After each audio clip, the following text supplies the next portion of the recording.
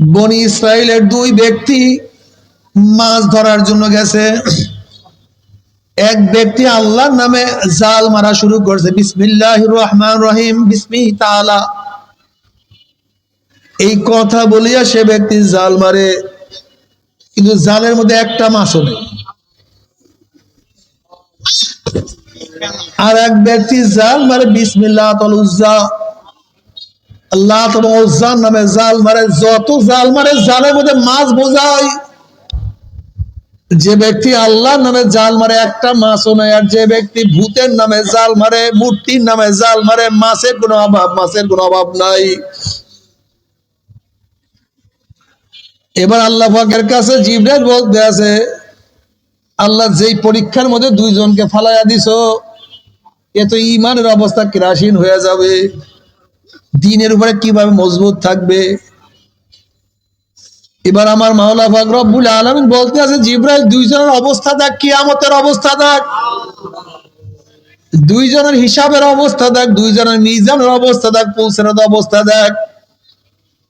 যেই ব্যক্তি দুনিয়া পাওয়ার জন্য লাত ও উজ্জার নামে জাল মারে, জিবরিল আলাইহিস সালাতু ওয়াস সালাম দেখে কিয়ামতের ময়দানে তার অবস্থা খারাপ, সে জাহান্নামী। আর যেই ব্যক্তি মাওলার নামে জাল মারে, সে জান্নাতি। কত যে আরাম, সে আরামের কোনো শেষ নাই, কোনো সীমা নাই। মান কানা ইউরিদু হারসাল আখিরা নাজিদ লাহু ফি হারসি ওয়া মান কানা ইউরিদু হারসাদ দুনিয়া নুতিহি মিনহা ওয়া মা লাহু ফিল আখিরাতি মিন নসিব। বেয়াদব, কান ধরো তুমি, বল বল।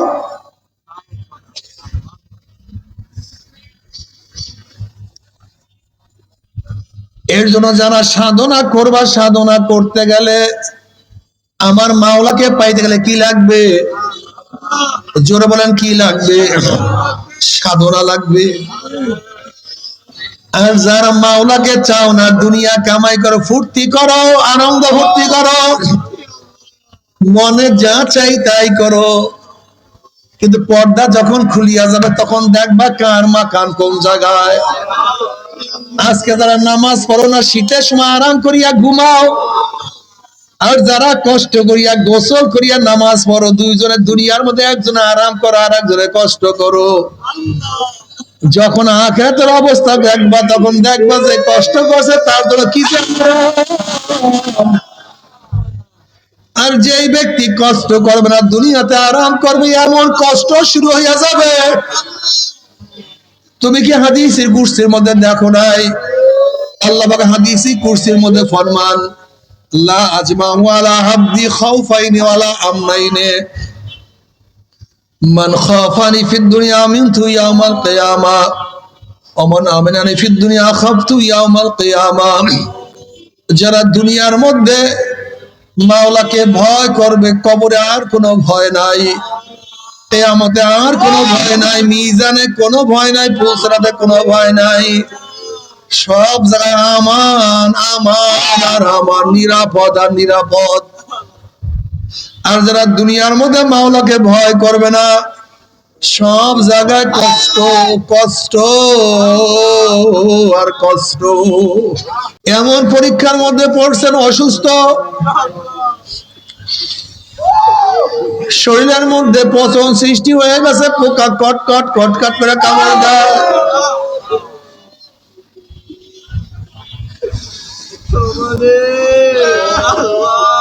ঘর বাড়ি কিছু নাই, জায়গা জমি সব শেষ হয়ে গেছে, হাজার হাজার বকরি আর নাই, হাজার হাজার গরুগুলি নাই, উক নাই, লোকেরা সারিয়া চলিয়া গেছে। আইয়ুব নবী আলাইহিস সালাতু ওয়াস সালাম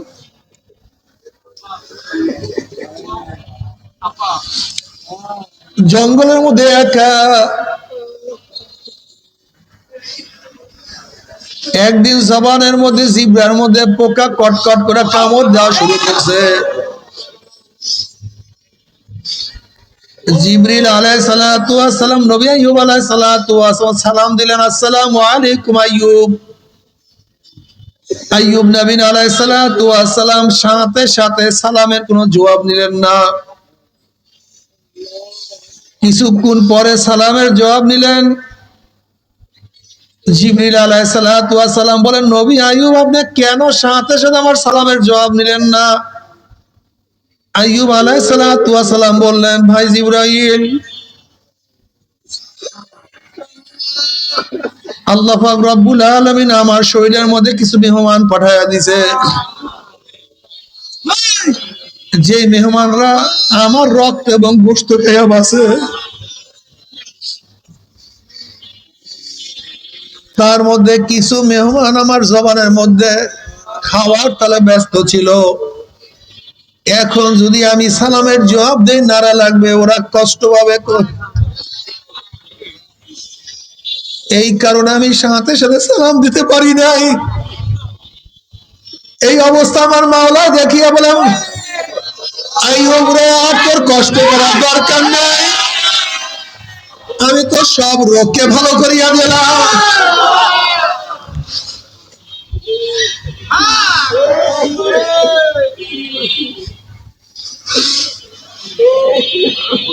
দেখবেন এক সময় ময়লা বলতে কিছু নেই, সবই পরিষ্কার। আল্লাহ পাক কি চান? আল্লাহ পাক চান বান্দা বান্দি যেন পরিষ্কার হয়ে তার কাছে হাজির হয়। কেন? অপবিত্র কোন কলম আল্লাহর কাছে পুছতে পারবে না।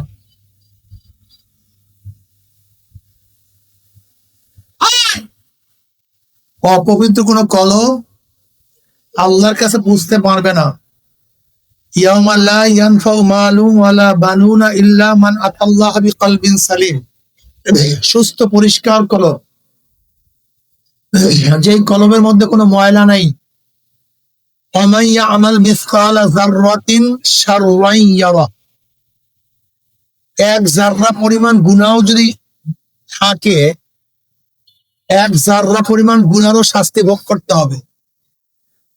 এর জন্য মাসালা খুব কঠিন। আর আল্লাহ পাক চান বান্দা যেন পুত পবিত্র অবস্থায় তার পর্যন্ত পৌঁছে, তার কাছে যায়। এর জন্য আল্লাহ পাক পাক সাফ করার জন্য বিভিন্ন পদ্ধতি রেখেছেন।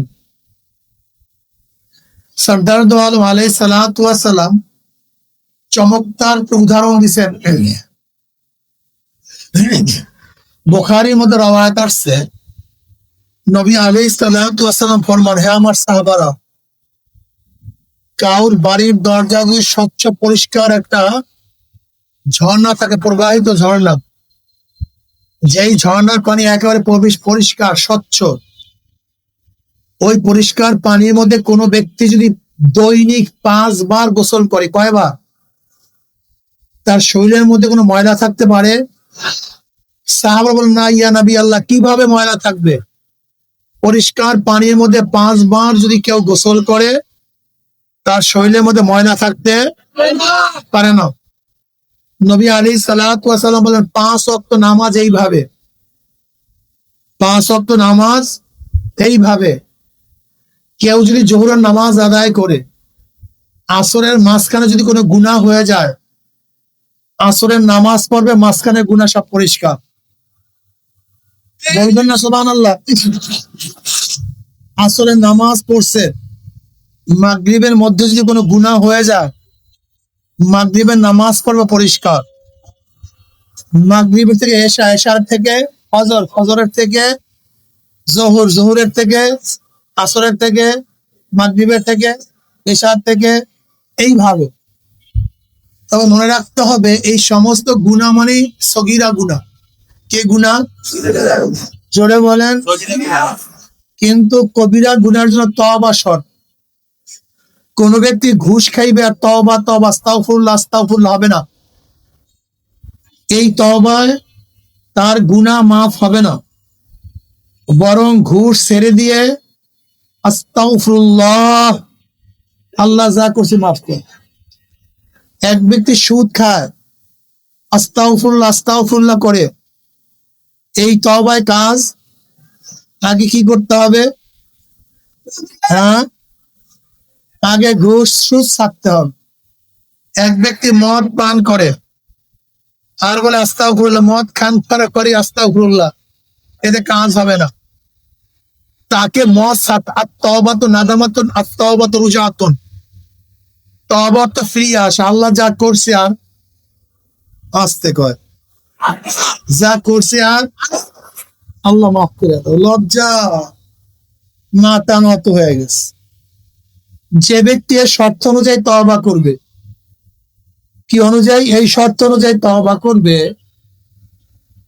তার গুনাহ যদি যেই পরিমাণে বৃষ্টি পড়ছে দুনিয়ার সৃষ্টি হওয়ার পর থেকে আজ পর্যন্ত যত ফোঁটা বৃষ্টি দুনিয়াতে পড়ছে, বৃষ্টির ফোঁটা যত বৃষ্টি পড়তেছে, কিয়ামত পর্যন্ত যত বৃষ্টির ফোঁটা পড়বে, দুনিয়ার মধ্যে যত পরিমাণ বালু কণা আছে, দুনিয়ার মধ্যে যতগুলি গাছের পাতা আছে, দুনিয়ার মধ্যে যত পশম আছে, এই পরিমাণের যদি গুনাহ করে আর তওবা করার মতো তওবা করতে পারে, গুনার থেকে তওবা করার মতো তওবা করতে পারে, তওবা করতে দেরি, মাওলার মাফ করতে দেরি হবে না।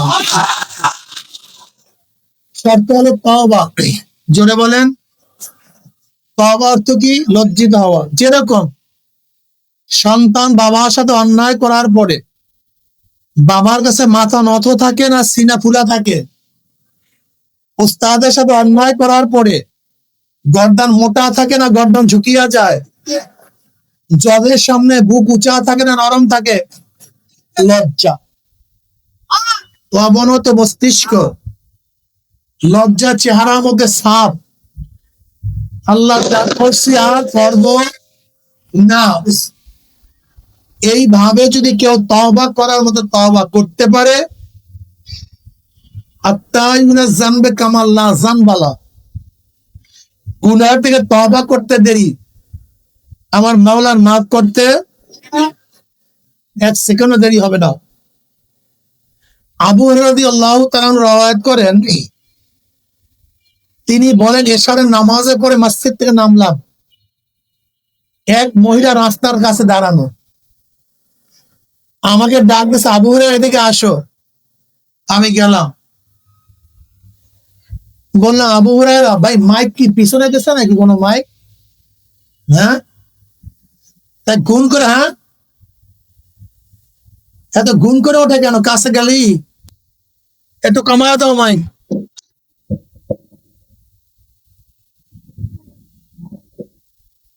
আবু হুরায়রা আমার কাছে আসো, আসছে। আবু হুরায়রা, আমি তো বহুত বড় অন্যায় করে ফেলছি, আমি অনেক বড় গুনাহ করছি। বলে কি গুনাহ করছো? বলে আবু হুরায়রা, আমার গুনাহ মুখে বলতে পারবো না, লজ্জা লাগে, অনেক খারাপ গুনাহ, অনেক খারাপ গুনাহ করছি। বলে বলো কি গুনাহ করছি? বলে আমি অবৈধ কাজের মধ্যে লিপ্ত হয়ে গেছি, বেবিচারের মধ্যে লিপ্ত হয়েছে, সেই বেবিচারে লিপ্ত হওয়ার কারণে আমার পেটের মধ্যে বাচ্চা আসছে, বাচ্চা আসার পরে সেই বাচ্চাকে আমি হত্যা করে ফেলছি। আবু হুরায়রা বলে নাউজুবিল্লাহ, তুমি একটা নিষ্পাপ সন্তানকে হত্যা করছো, বেবিচার মধ্যে লিপ্ত হইছো, কাতেল, এই গুনাহ আল্লাহ মাফ করবে না, তুমি বহুত বড় অপরাধী।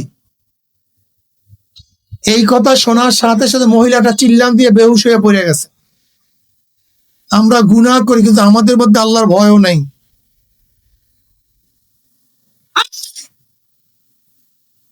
খৌফ নাই।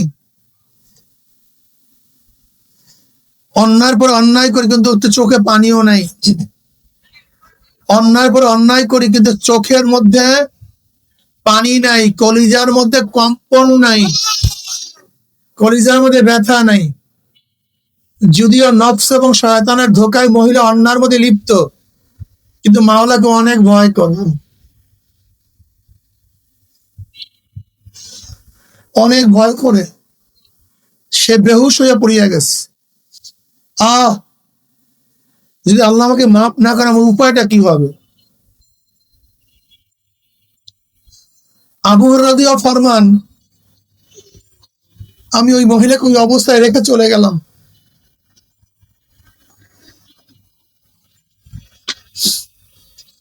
হঠাৎ আমার খেয়াল আসছে, আমি কেন ফতুয়া দিতে গেলাম, আমি কেন ফয়সালা দিতে গেলাম? নবী আলাইহিস সালাতু ওয়াস সালাম আমাদের মধ্যে জিন্দা, তিনিই তো ফয়সালা দিবেন, আমি কেন ফয়সালা দেব? আবু হুরায়রা রাদিয়াল্লাহু তাআলা আনহু তিনি বললেন, আমি নবী আলাইহিস সালাতু ওয়াস সালামকে গেলাম, গিয়া বললাম, ইয়া নবী আল্লাহ, ঘটনা তো এই, আমি সেই মহিলাকে বললাম তোমার মাফের কোনো সুরাত নাই, কোনো রাস্তা নাই, তুমি তো বহুত বড় অন্যায় করছো, তুমি ধ্বংস হয়ে গেছো। সেই মহিলা তো বেহুশ হয়ে পড়ে গেছে। নবী আলাইহিস সালাতু ওয়াস সালাম বলেন, আবু হুরায়রা তোমার ধ্বংস হোক, তুমি কি সূরা ফুরকানের আয়াত পড়ো নাই? ওয়াল্লাযীনা লা ইয়াদউনা মা আল্লাহ ইলাহান আখার।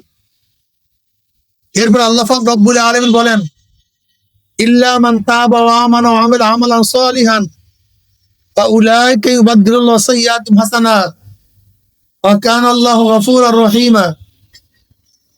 হে আবু হুরায়রা, তুমি কি দেখো নাই, যারা তওবা করার মতো তওবা করবে, ঈমানকে মজবুত করবে, নেক আমল বাড়ায়া দিবে, আমার মাওলা পাক রব্বুল আলামিন তাদের সমস্ত গুনাহকে নেকের দ্বারা পরিবর্তন করে দিবেন। তুমি কি আয়াত দেখো নাই? আবু হুরায়রা ফরমান, আমি এই ফতুয়া জানার পরে আমি পাগলের মতো দৌড়াইতেছি, মানুষ বলতেছে, আবু হুরায়রা কোথায় যাও, কি হয়েছে, তুমি এত ব্যস্ত কেন? আমি সেই মহিলাকে খুঁজতেছি, তাকে এই ফতুয়া জানাবো। আমি অনেক খুঁজতে খুঁজতে সেই মহিলাকে পেলাম, আমি নবী আলাইহিস সালাতু ওয়াস সালাম ফতুয়া থেকে জানাইলাম। ওই মহিলা খুশিতে কেঁদে ফেলছে এবং বলছে, যেই মাওলা আমাকে তওবার সুযোগ দিছে,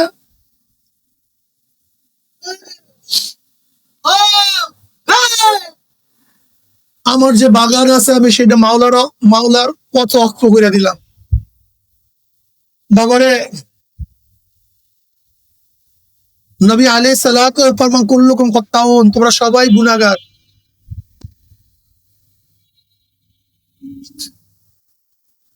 আমরা সবাই গুনাহগার, আমাদের গুনার কোনো শেষ নাই, সীমা নাই, কিন্তু আমরা তওবা করি না।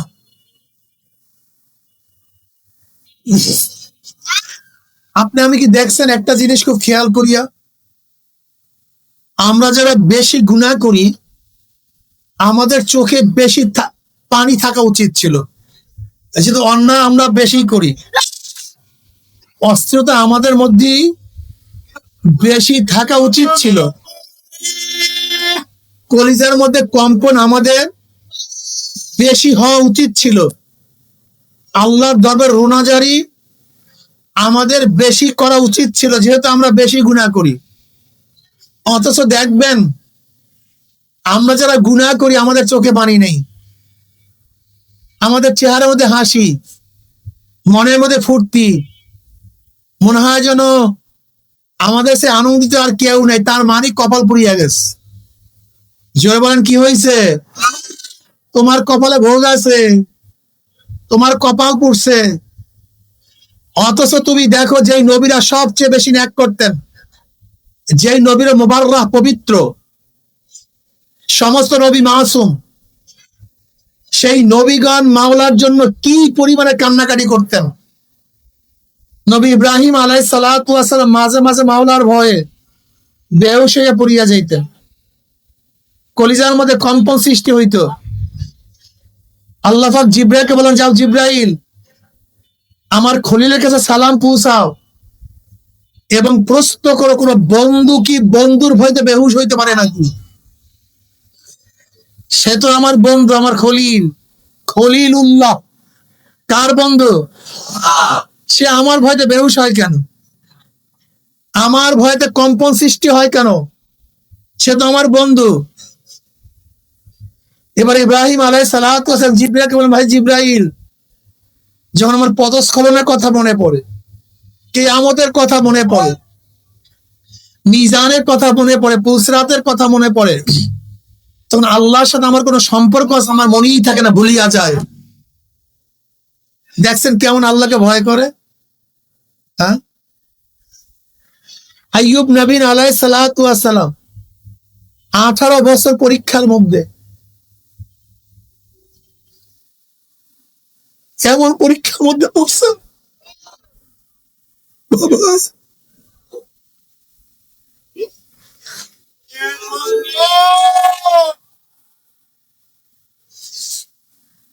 এমন পরীক্ষা।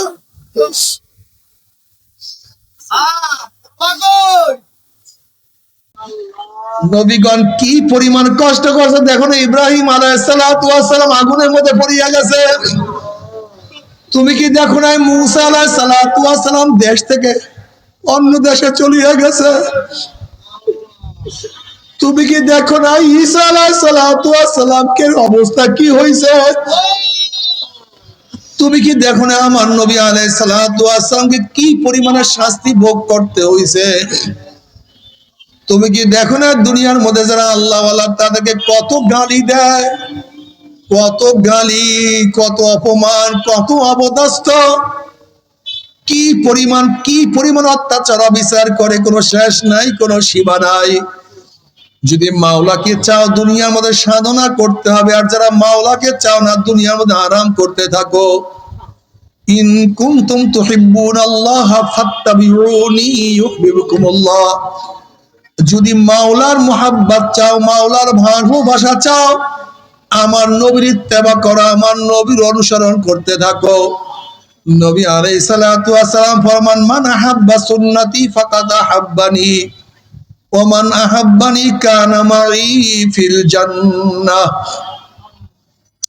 যারা আল্লাহর নবীর সুন্নাত অনুযায়ী চলবে তারা নবীর সুন্নাতকে কেন মহাব্বত করবে? আমার নবীর ভালোবাসার কারণে তারা নবীর সুন্নাতকে মহাব্বত করবে। আর যারা নবীকে মহাব্বত করবে তারা নবীর সাথী হয়ে কিয়ামতের ময়দানে জান্নাতে চলিয়া যাবে। জোরে বলেন সুবহানাল্লাহ।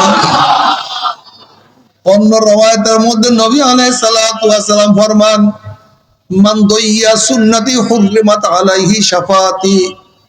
যারা নবীর সুন্নাত অনুযায়ী চলবে না, নবী আলাইহিস সালাতু ওয়াস সালাম ফরমান, যারা নবীর সুন্নাত অনুযায়ী চলবে না তাদের উপরে নবীর সুপারিশ সম্পূর্ণ হারাম হইয়া যাবে।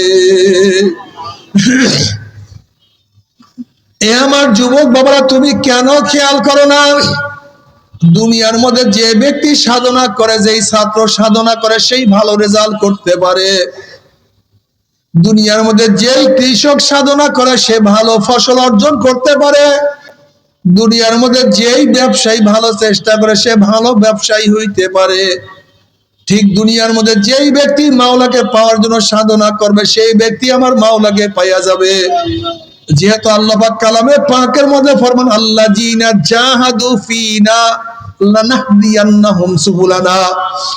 যারা মাওলাকে পাওয়ার জন্য সাধনা করবে, চেষ্টা করবে, আমাকে মাওলার পাওয়ার পথ একটা না, একটা রাস্তা না, আমার মাওলা বহুত রাস্তা খুলিয়া দিবে। জোরে বলেন সুবহানাল্লাহ।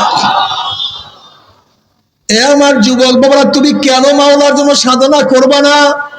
এই মাজলিসের মধ্যে দেখো তোমার চেয়ে অনেক যুবক আমার মাওলার পাগল, তুমি কেন পারবা না?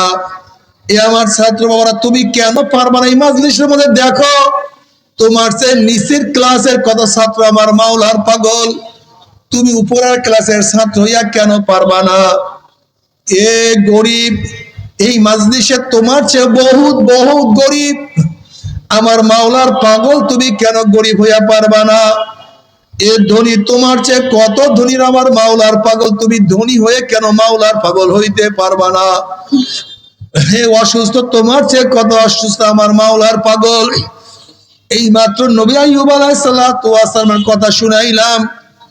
এত অসুস্থ হওয়ার পর আমার মাওলা এক মুহূর্তের জন্য ভুলে নাই।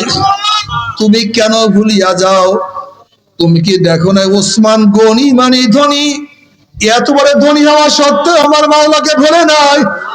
সুলাইমান নবী আলাইহিস সালাতু ওয়াস সালাম জিন এবং ইনসানের বাদশা, গোটা মাখলুকাতের বাদশা হওয়ার পর আমার মাওলাকে ভুলে নাই। তুমি কেন আমার মাওলাকে ভুলিয়া যাও? বাদশা সিকান্দার জুলকারনাইন, যিনি গোটা দুনিয়ার বাদশা, গোটা দুনিয়ার বাদশা হওয়ার পরে জুলকারনাইন আমার মাওলাকে ভুলে নাই, তুমি কেন ভুলিয়া যাও? বেলাল হাবশী এত গোলাম হওয়া সত্ত্বেও আমার মাওলাকে ভুলে নাই।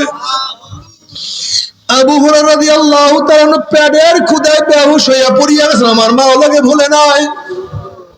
সাহাবারা ক্ষুধার তাড়নায় খন্দকের ময়দানে পেটের মধ্যে পাথর বাঁধছেন, আমার মাওলাকে ভুলে নাই।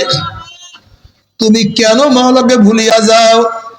মাওলার কাছে কোনো অভিযোগ কোনো কাজে লাগবে না।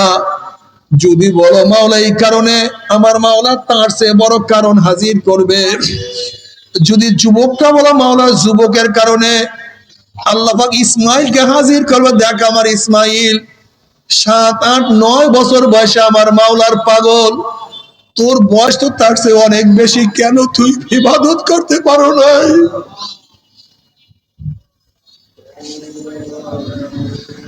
বাবার নফস এবং শয়তান তো আমাদেরকে গুনার দিকে চাপায়া নেয়। একদল মানুষ শুধু গুনাই করে, শরীরের মধ্যে শুধু ময়লাই লাগায়, কিন্তু পবিত্র করার কোনো চেষ্টা করে না। আর একদল মানুষের অবস্থা এরকম, গুনাহ হয় আবার তওবা করে, আবার মাফও চায়, আবার নেকও করে, আশা করা যায় একদিন না একদিন মাওলা মাফ করিয়াই দিবে।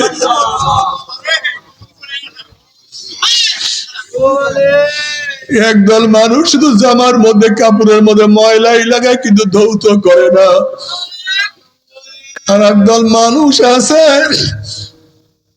যতই সতর্ক থাকে তারপর কিছু না কিছু ময়লা লাগিয়াই যায়। আমার জামাকে পরিষ্কার করিয়া ফেলায়, আবার পরিষ্কার হইয়া যায়। আর একদল মানুষ শুধু ময়লার মধ্যে ময়লা, ময়লার মধ্যে ময়লা, ময়লার মধ্যে ময়লা, কলকটাকে রোগা বানাইয়া ফেলাইছে, কলকটাকে অসুস্থ বানাইয়া ফেলাইছে।